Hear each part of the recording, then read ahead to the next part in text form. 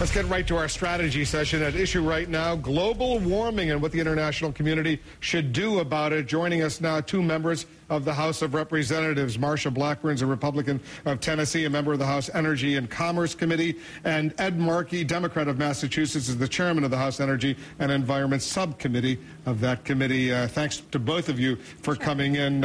Congresswoman, let me read to you from an Associated Press story that just moved, because I want to get your reaction. This is what they say in this AP story. Scientists say global warming will lead to the extinction of plant and animal species, the flooding of coastal areas from rising seas, more extreme weather, more drought, and more widespread diseases. Do you believe that? You know, one of the things we have learned, especially recently after the climate gate with the emails, is this is an unsettled science. And one of the items that we should seek to accomplish while we are in Copenhagen is to get to the bottom of what happened with climate gate, what took place with those emails. Look at how we moved forward. So you're not yet convinced that the Earth is warming up? No, I am not. When it comes to climate change is cyclical. That is something that we know. But are we on a trajectory toward global warming that is not reversed? No, indeed we're not. You have no doubt about that, do you, Congressman? I have no doubt about it. Alaska is now 6 degrees warmer in the winter than it was 50 years ago.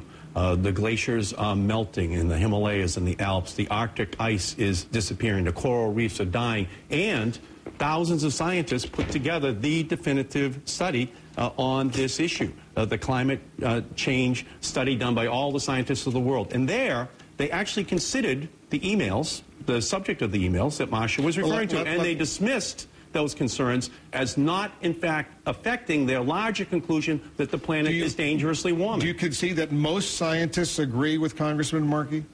Many scientists have felt that the Earth was warming, but, Wolf, there are also many scientists that have come back over the past couple of years and they've said, you know what, we have entered another cooling phase. Think back 30 years ago. We were going to be into a frozen tundra taking place across much of North America.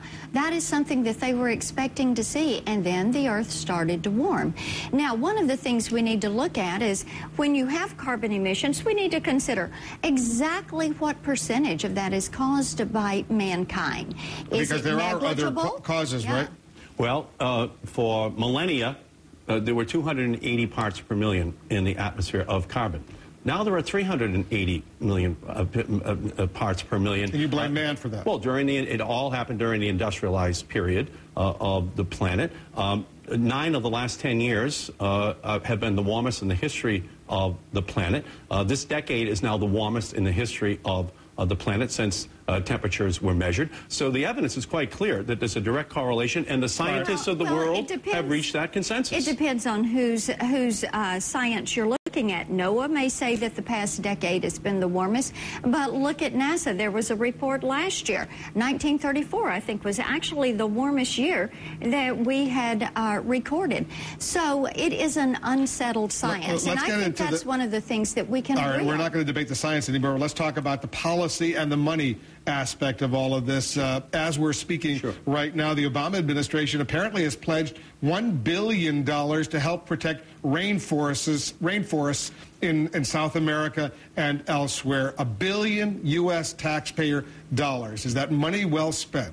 It is money well spent because if the rainforests aren't protected, then the problem of global warming is unsolvable. However, the big tax on Americans on a yearly basis is the $350 billion that we pay to import oil into our country. We give it to ExxonMobil, we give it to the Saudi Arabians. That's $1 billion a day that leaves the pockets of American consumers that goes to Saudi Arabia and ExxonMobil. That ends with the legislation that we're considering. Go ahead.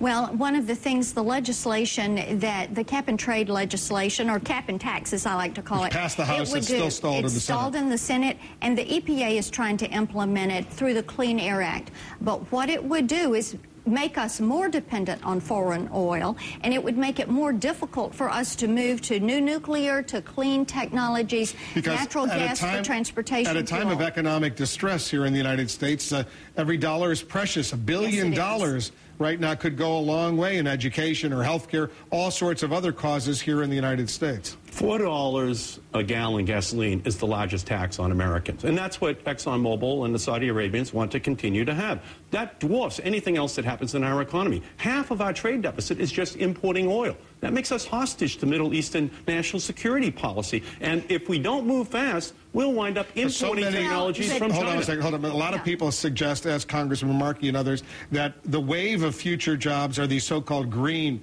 jobs. And if the U.S. economy is going to recover, it has to look ahead to these green jobs. Tennessee is one of the states that holds many of those eco patents. But the thing is this, are you going to punish people into submission and put all these taxes on individuals, or are you going to find ways to incentivize the growth for new technologies, new nuclear, natural gas, lithium-ion batteries for cars? Put it on the incentive and allow the economy to grow. Go ahead, Congressman. That's what our legislation does. It gives an incentive for wind, for solar, for a smart grid, for smart batteries, to make this revolution. So it's made in America, not made in OPEC or made in China. We finally need a plan here in our country. But it doesn't put IP protections. We have moved from 20% dependence upon imported oil in 1970 to 60% now. That is an intolerable economic and national security position. Our bill begins to deal with it, but the ExxonMobils and Saudi Arabias are trying to block it in Copenhagen and here in the United States. Unfortunately, we can't end this debate right now. It will continue, and I want to wish both of you good luck. I know you're both heading off to Copenhagen to participate in this summit with very different perspectives. Appreciate it very much. Thank you. It's a